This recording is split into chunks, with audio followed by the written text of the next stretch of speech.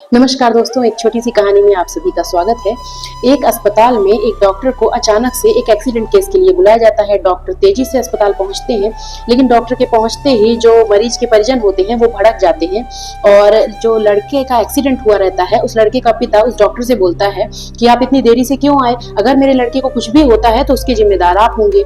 इस पर डॉक्टर शांत स्वर में कहता है कि आप परेशान मत होइए, मैं अस्पताल में नहीं था, लेकिन मुझे जैसे ही सूचना मिली मैं तुरंत आ गया। आप लोग धैर्य रखिए, मैं आपके बच्चे का इलाज करता हूँ। तो इस पर जो पिता है वो और भी अधिक क्रोधित होते हुए डॉक्टर से कहता है कि अगर मेरे बच्चे की जगह आपका बच्चा होता यहाँ, तब भी क्या आप शांत रह पाते, धैर्य रख पाते? तो इस पर डॉक्टर बोलता है कि आप भगवान पे भरोसा रखिए, मैं अपनी पूरी कोशिश करूंगा आपके बच्चे को बचाने की। और यह कहकर वह ऑपरेशन करने चले जाता है। लगभग 1.5 घंटे के बाद ऑपरेशन करके वह डॉक्टर बाहर निकलता है और उस बच्चे के पिता से बोलता है कि आपका बच्चा अब खतरे से बाहर है, ऑपरेशन सफल रहा। और यह कहकर तुरंत वह अस्पताल से निकल जाता है। इस पर जो वो लड़के का पिता होता है वह नर्स से शिकायत करता है कि अरे ये कैसा डॉक्टर है, ये तो तुरंत चला गया, 2 मिनट क्या रुक भी नहीं सकता था? इस पर वह नर्स बोलती है कि डॉक्टर साहब के बेटे का आज सुबह ही एक्सीडेंट से मौत हो गई है।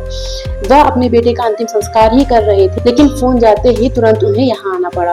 इसी वजह से वह तुरंत यहाँ से निकल गए हैं। यह सुनकर पूरा परिवार स्तब्ध रह गया और जो लड़के का पिता था उसके आंखों से भी आंसू बहने लगे और उससे अपने किए गए व्यवहार और अपने कहे गए शब्दों से बहुत ही अधिक ग्लानि होने लगी। लेकिन कहते हैं ना कि कमान से निकला हुआ बाण और मुख से निकली गई वाणी कभी वापस नहीं होती। अब शब्द तो बोले जा चुके थे, उसे तो वापस किया नहीं जा सकता। जिंदगी में कई बार हम बिना पूरी सच्चाई जाने फैसले कर लेते हैं और वही फैसले बाद में हमें शर्मिंदगी देते हैं। वह डॉक्टर जिसे सभी लापरवाह समझ रहे थे, वह अपना दर्द छुपाकर किसी और की जिंदगी बचा रहा था। इसीलिए मुश्किल वक्त में धैर्य रखना सबसे बड़ी ताकत होती है।